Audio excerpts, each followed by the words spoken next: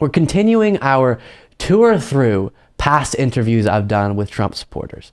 And today we have a very fun edition for you, okay? So this is gonna be the young Trump supporter segment. And I went to CPAC and just happened to run into multiple very, very young, teenage to early 20s type Trump supporters, which is more rare because less people are very Trumpy who are young. Young people are a little bit more progressive. And so it was fascinating to me. The first woman I talked to was someone who clearly misunderstood a lot the talking points she had been fed, right? And that was made so clear in this moment here. And what do you think the biggest failures of the Biden administration have been? Oh gosh, a lot.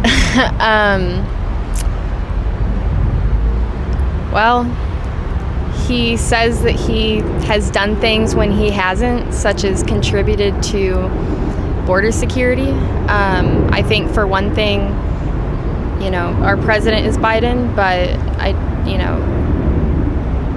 there are other people who are actually running our country, not him. And I think that a big thing, he said when he was running that he wouldn't defund the police, and he's done that. And I think that's a huge reason why we see so much crime today. I think that Biden has defunded the police? Where? Well, I mean, he hasn't defunded them, but he's defunded a lot of the police. And because that is done on a citywide level, not the national level. That's true. But I mean, overall, I think that this is the scariest times that we have lived in. So, okay. The thing that got focused in on was defunding the police. But the federal government doesn't defund the municipal budget of a police department. So how is that something that has to do with Biden? And she go, no, you're right. That's exactly right. But still, all hell's breaking loose in America. I can't think of a different thing, but which was interesting to say the least. And I'll remind you, if you're a longtime viewer and you're thinking, I've heard this before. Yes, we're going through past interviews I've done because we got a lot of feedback that people love these interviews. And until I do my next rally, which hopefully will be soon-ish, we're walking through some of these past interviews. Next guy says that his parents... What? His parents got investigated by the FBI for January 6th. That comes at the end of the interview, but here's the beginning. Okay, so we're outside CPAC, and you're about to walk in. Who are you hoping to see, or who are you most excited for? I am excited to see Trump, for one. For two, I also am excited to see Steve Bannon. Steve Bannon? Steve Bannon. Yeah, that's him. Yeah. Wow. Okay, since you brought him up, this wasn't... Steve Bannon was pardoned by Trump, right? What he was pardoned for was defrauding donors, because he was saying, I'm building a border wall, and he wasn't actually doing that.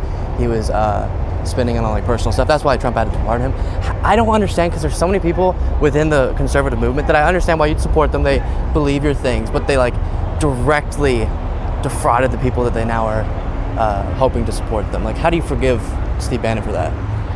I still just listen to his podcast. So does my mother. Yeah. So, okay, he said Steve Bannon was one of the people he's excited for, which confuses me a lot about why right-wingers like him, because Steve Bannon defrauded MAGA people, said we're building the border wall, and then spent that money on just personal bougie stuff and scammed them, and then came around and said, listen to my podcast, and they said yes. So strange. Okay, the interview continues. And I just really like the way he speaks about issues, and I think he brings up good points regarding politics, for one. Generally, based on what you've heard from the January 6th committee, what is your sense of it, and do any of those facts make you less positive towards Trump? Well, actually, my mother attended the January 6th, and it's bad. People are still locked up over it. My family actually got investigated by the FBI for that. And they were just attending. They had nothing to do with going into the Capitol. So that was interesting, because one of the things at this CPAC, it was in the midst of the January 6th hearings, really had been ramped up. And I was just so fascinated. Do any of y'all care that he tried to stay in power? I guess you believe the election was stolen. But I even got one person to admit that they didn't actually think the election was stolen. but they didn't care that he tried to overturn the election results. Whack. Last one I'll show you here with another one of these young Trump supporting guys who definitely seemed a little confused. So I hear most people feel like even a lot of liberals blame Biden for gas prices going high up. Now we've seen 2 months of pretty historically fast drops in gas prices. Do you feel like it's something you should give Biden credit for, watching them drop? No, I do not.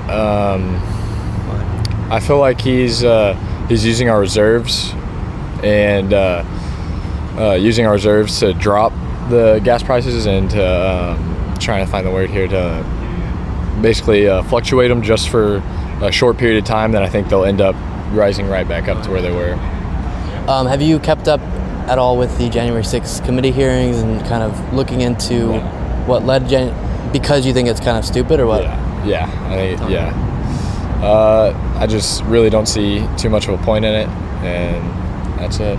So, riddle me this, okay? If you're on the left and you feel like Biden won the election, you look, that's what the courts figured out, that's what kind of our official... Again, you'll have to remember, I want to have a conversation. If I just go in hard, you won't have that. So, if you're on the left and you see that all the courts indicated Biden won and all the investigations and all the audits and let's just say that's the case. How would you feel? Processes certified. And then you see through these investigations that Trump was doing everything possible to try to subvert what we would consider the rightful will of the people based on the election results and overturn the election. Don't you find it pretty reasonable that would be super scary? And regardless of even if you were conservative, you would expect people to be against a president who tried to reject the election?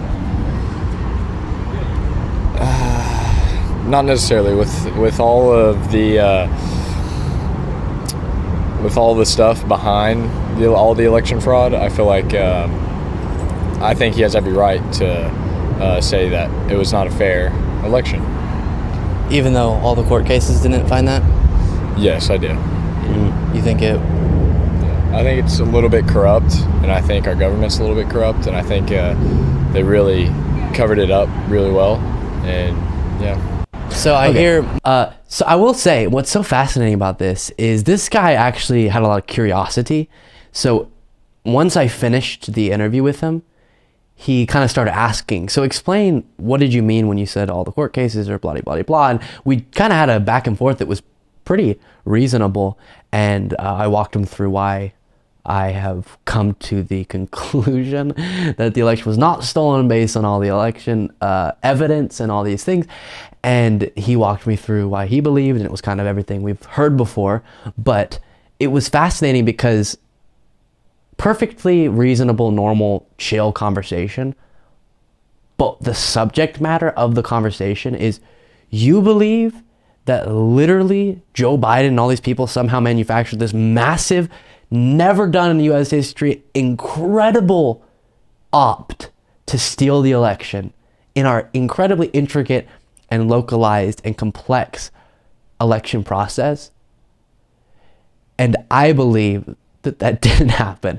But we're just kind of casually tossing that back and forth. It's a strange experience, I can tell y'all, for sure. So there it is, and we'll be coming out with much more segments with many more past bonkers interviews I've done. Thank you so much for watching. If you want to be a part of what makes this show possible, plus get access to the full video version of the show hours before any of the clips are uploaded to YouTube, plus get access to an extra full show every Saturday that only members can see, you can do so by going to patreon.com/Luke Beasley. That's patreon.com/Luke Beasley, and there is a link in the description.